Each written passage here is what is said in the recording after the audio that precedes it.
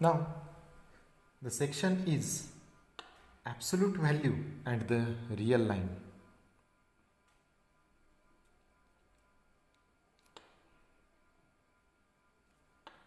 Absolute value and the real line.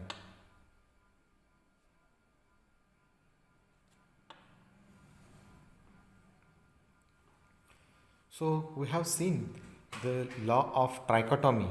We have seen if a is a real number, so there can be three possibilities. What the possibilities would be? A can be positive, a can be negative, or a can be 0. Right? If we choose arbitrary real number, so there are three possibilities for the real number. It has to be. It will be either positive, negative, or it can be 0. So absolute value is the positive value among all the three values. If a is positive, so absolute value of a will be positive. If a is negative, then the minus of a has to be a absolute value. And if the real number is 0, the absolute value is defined to be 0. So let us see the definition of absolute value.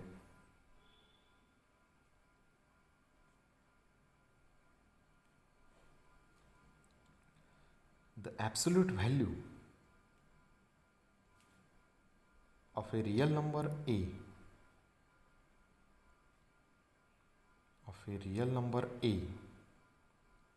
is defined by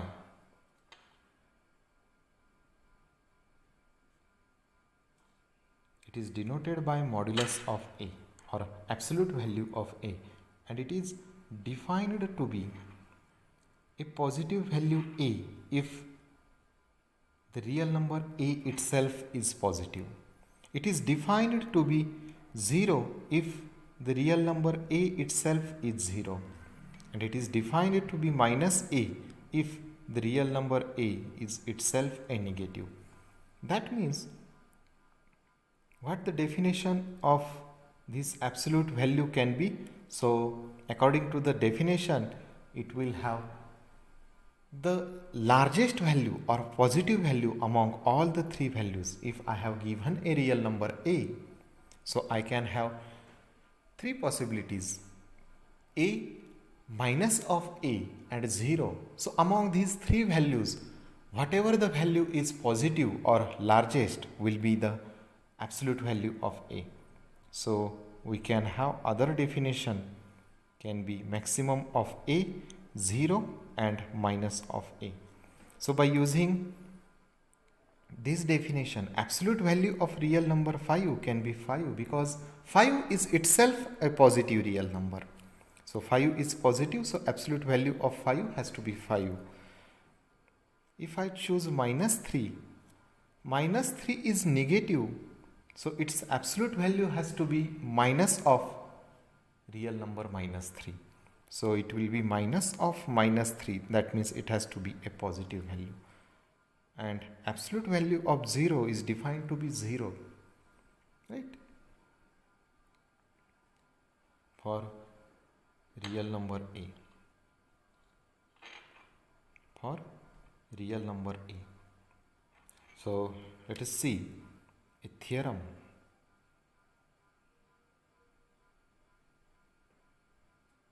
So this is one of contains properties of absolute value of real number.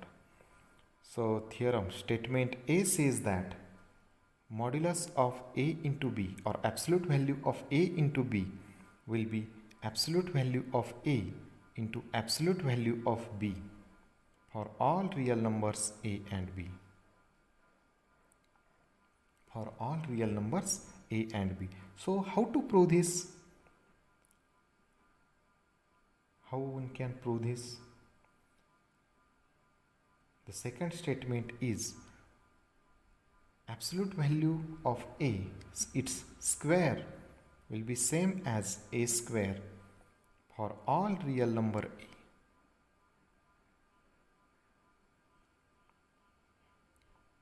The next one can be if C is greater equal 0, which is non-negative real number, then absolute value of A less equal C if and only if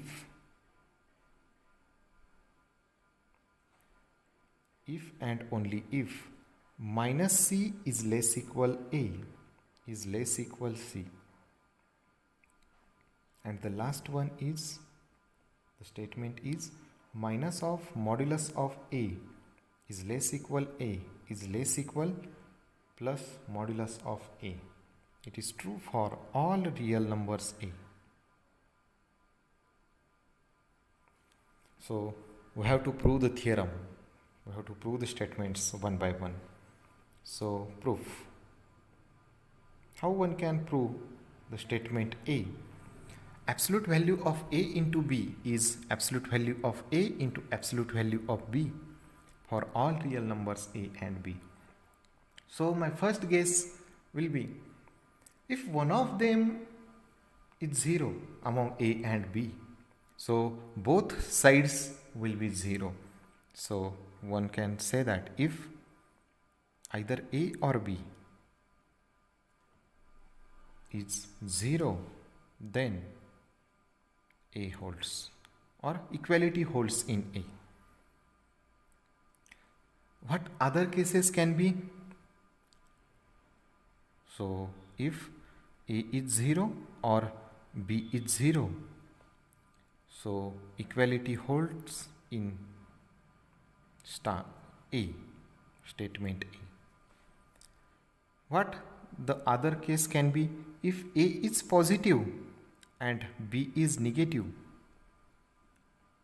Now if I have product of two elements, so I can have more choices. A can be positive, B can be positive, A can be negative, B can be positive.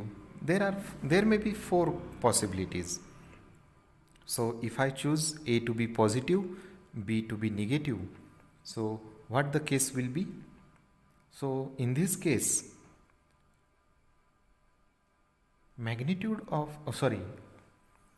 absolute value of AB will be A is positive and B is negative. So it will be, if A is positive, B is negative, the product AB will be negative. Definitely, right? So what will be the absolute value? It will be minus of AB. And what will be the product of absolute value of A into absolute value of B? Absolute value of A will be A because A is positive, and absolute value of B will be minus of B because B is negative. So by this way it is also, so A holds in this case, right? If A is positive and B is negative. So I consider the other case.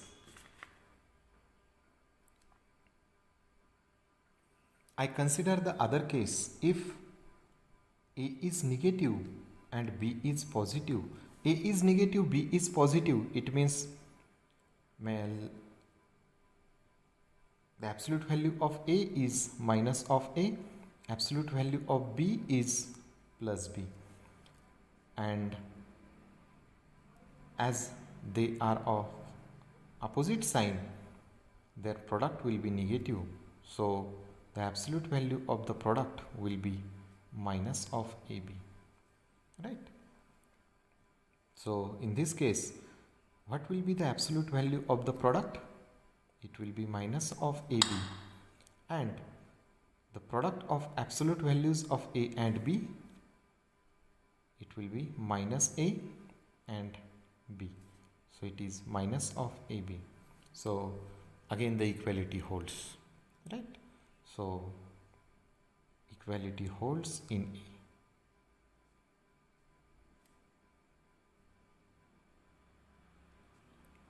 But the next case can be, if A is negative, B is negative. If both the real numbers are negative, what will be the corresponding absolute values? It will be minus A, and absolute value of B, it will be minus B. by definition of absolute values. So if both are negative, their product A into B will be positive. Then what will be the absolute value of the product? If AB is positive, the absolute value will be AB. And what will be this product of absolute values? Absolute value of A is minus A, absolute value of B is minus B, and the product is A into B. So again the equality holds. Equality holds in A. The next case is if both the real numbers are positive, so their absolute values are A and B. Their product is positive, therefore the absolute value of product will be A into B, and product of absolute values of A and B will be A and B, that means A into B. So equality holds here also.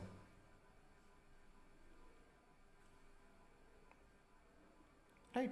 So from our these 5 cases, if either A or B is 0 and positive and negative values of A and B, we have got the 5 cases. So among all the 5 cases, we get that the equality holds. Absolute value of A into B is same as absolute value of A into absolute value of B, and it is true for all real numbers A and B. Right? Now the proof of second statement B, which is what? The square of absolute value of A is same as square of A, and it is true for all real numbers A. Right? So for any real number A, whether it is positive, whether it is negative or 0, its square is always non-negative. Right? If I choose real number 0, its square will be 0, and if I choose non-zero real number, that means either positive or negative, the square will be always positive. Right? Therefore, I can write it as, by definition, A square, which will be the absolute value of A square, because A square is itself non-negative. Right? So this can be written as, A square can be written as A into A.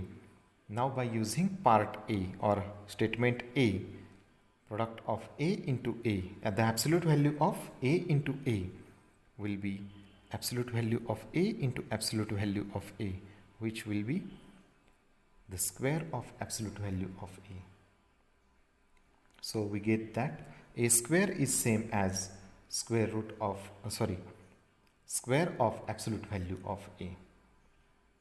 Now the part C, part B holds. Now the part C, what is it? If C is positive, non-negative, greater or equal 0, then the absolute value of A less equal C, if and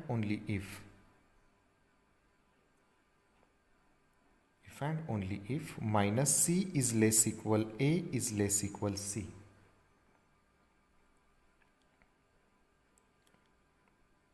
Right? We have to show this. So suppose absolute value of A is less equal C. So what can be the absolute value of A? So it can be plus A, minus A, or 0. So absolute value of A can be, it means that, so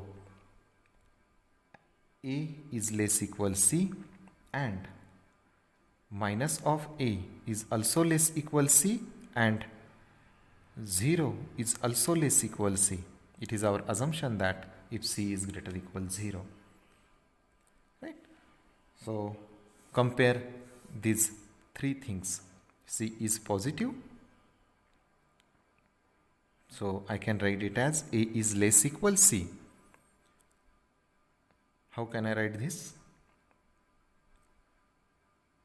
So by multiplying -1, the inequality will get reversed. So minus C less equal A. So combining these two equations, what I will get? Minus of C is less equal A and A is less equal C. So we get that if absolute value of A is less equal C, then minus C is less equal A is less equal C, right? Now the reverse part, conversely, now if we suppose the statement is that if and only if, statement is that if and only if, that means this statement implies this statement, and if we consider this statement it should implies this, right? So here we have shown by this way, we consider that it holds, then we have shown that it is true. Now the reverse part, we have to consider this part and then we have to show it also holds. So if we suppose minus of C less equal A less equal C, then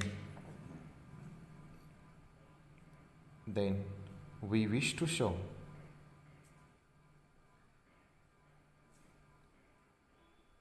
absolute value of A is less equal C, right?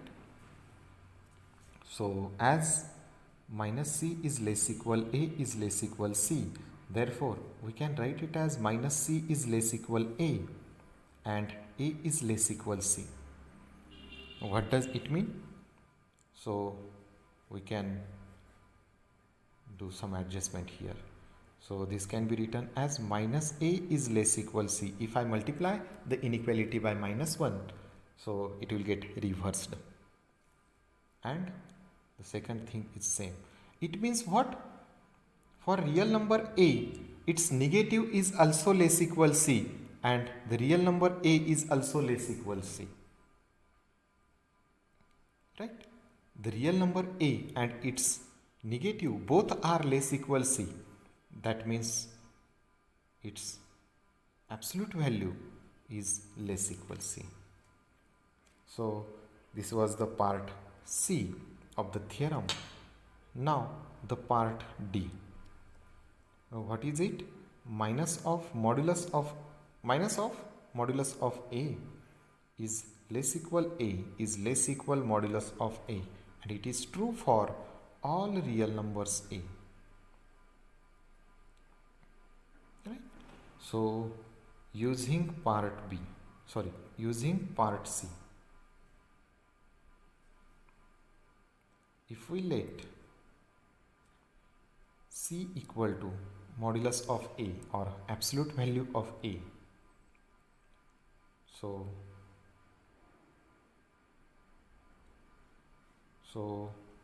what the result will be?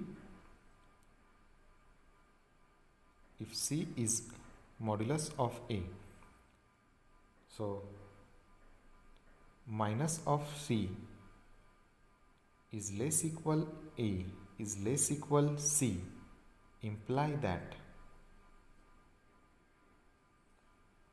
minus of modulus A less equal A and it is less equal modulus of A. So our part D also holds, right? So the next theorem is triangle inequality.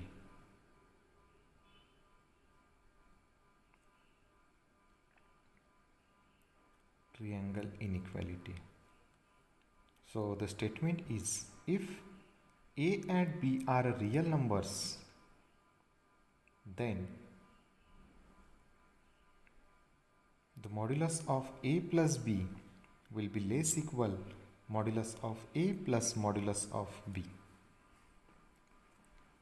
And this also can be written as moreover modulus of A minus B will be also less equal modulus A plus modulus B.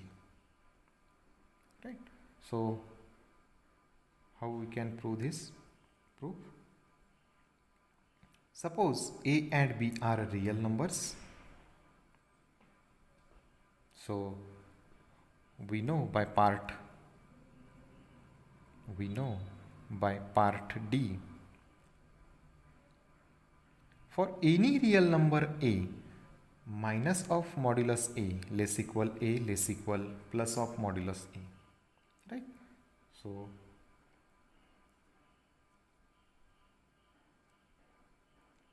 for real numbers A and B, minus of modulus of A is less equal modulus of A, and minus of modulus of B is less equal modulus of B. So adding these two things,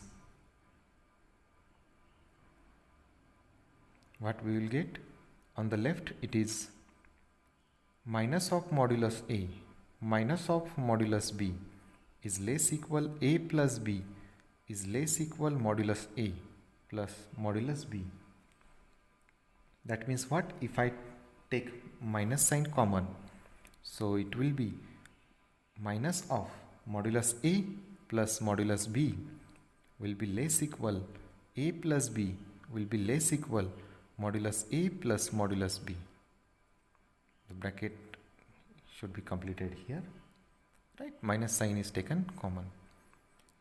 Now what we can do? So by part C, what is it? If minus C is less equal A is less equal C, then modulus of A is less equal C. So compare this part with part C of the theorem, previous theorem. So it means that modulus of this thing A plus B should be less equal C, modulus A plus modulus B. So it is the proof of part A. We can say it as part A and it as part B of this theorem. Now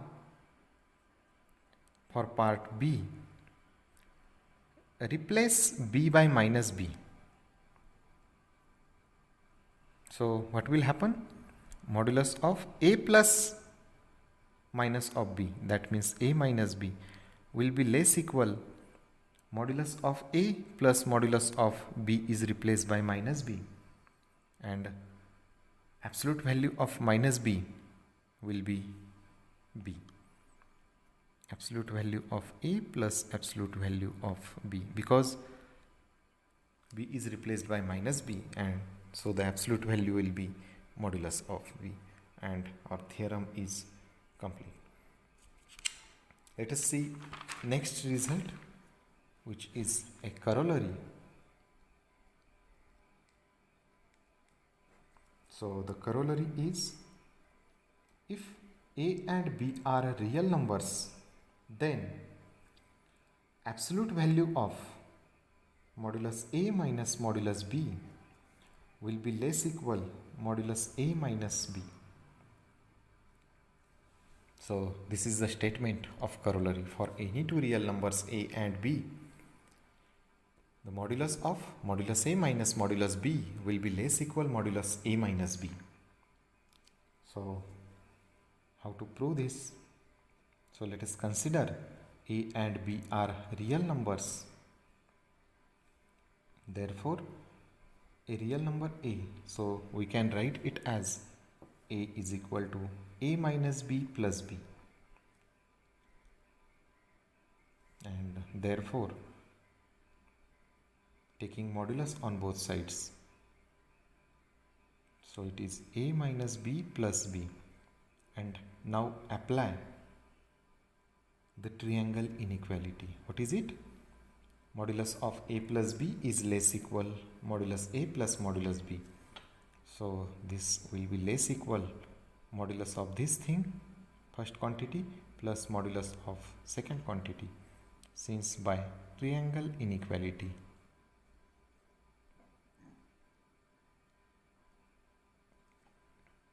So what we get? Modulus of a is less equal modulus a minus b plus modulus b. Therefore, what we get? Modulus a minus modulus b is less equal modulus a minus b. So I call it as equation 1. Similarly, if I consider b, so which is a plus b minus a. So taking modulus on both sides, it will be a plus b minus a. That means if I consider this quantity and by using the triangle inequality, so it will be less equal modulus of first quantity plus modulus of second quantity. So it will be modulus of a plus, now observe that modulus of b minus a, if I take minus sign common, so it will be minus modulus of minus a minus b, and which will be modulus of a minus b. So these are same things.